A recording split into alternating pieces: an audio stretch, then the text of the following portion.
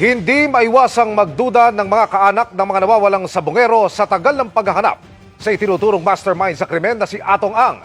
Ayon sa whistleblower na si Dondon Patidongan, posibleng nasa abroad na ito bagaman may ilang bahay ito sa Metro Manila. Yan ang eksklusibo kong tinutukan.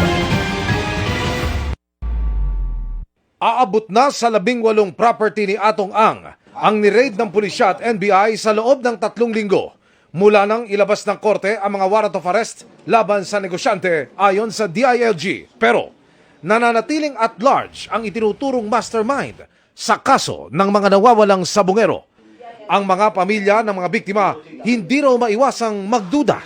Kung talagang huhulihin, mahuhuli yan. Napansin namin, parang pinaiikot na lang kami.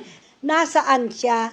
Parang hindi pursigido yung mga kapulisan. Pinatay na nga nila yung mga pamilya namin, mga anak namin. Pati ba naman kami pahihirapan hanggang ngayon? Para sa whistleblower na si Dondon Patidongan na dating tauhan ni Atong Ang, posibleng nasa labas na ng bansa ang dati niyang amo. Pero may mga bahay daw si Ang sa mga exclusive subdivision sa Metro Manila. Maliban sa bahay, mga bahay ng anak niya. Mayroon pa dyan sa pinakamalaking bahay yan. Isa rin na pinagtaguan namin yan. Marami pa rin daw koneksyon si Ang hanggang ngayon. Kaya hindi anya imposibleng lulusot sa butas ng karayom ang warrant of arrest na magkakatid sa kanya sa kulungan. Nasa gobyerno rin lahat yan. Sila rin yun sila ang nagtitimbre. O Mr. Atong Ang, lalabas na bukas yung warrant mo, umalis ka na. Parang ganun ang pangyayari. Pero sabi ng NBI, marami po tayong verify na information during the past days. We are receiving almost every day fresh information. At yan ay kaagad nating binibigyan ng karampatang aksyon para mahuli natin itong si Mr. Atong Ang.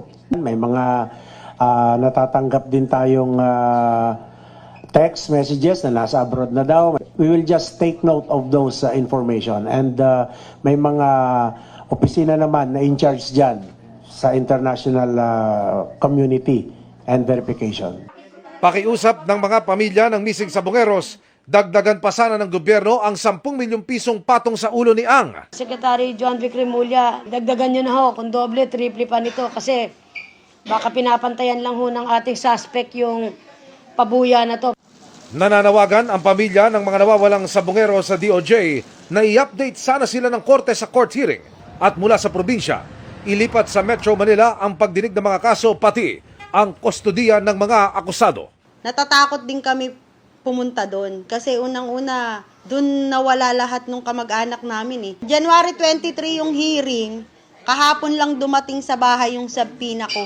Pagdating po sa hearing, magkaroon naman po kami ng escort ng mga pulis kasi yung safety po namin. Aapela rin daw sila sa DOJ na kung pwedeng buksan sa media ang pagdinig ng kasong ito. Sinusubukan namin kunan ng pakayag ang DOJ at DILG. Binahagi naman ng BJMP ang mga larawan ng Santa Cruz District Jail, San Pablo City Jail Male Dormitory at Lipa City Jail Male Dormitory kung saan posibleng ikulong si Ang kung madarakip. Para sa GMA Integrated News, Emil Sumangil, Nakatutok, 24 Oras.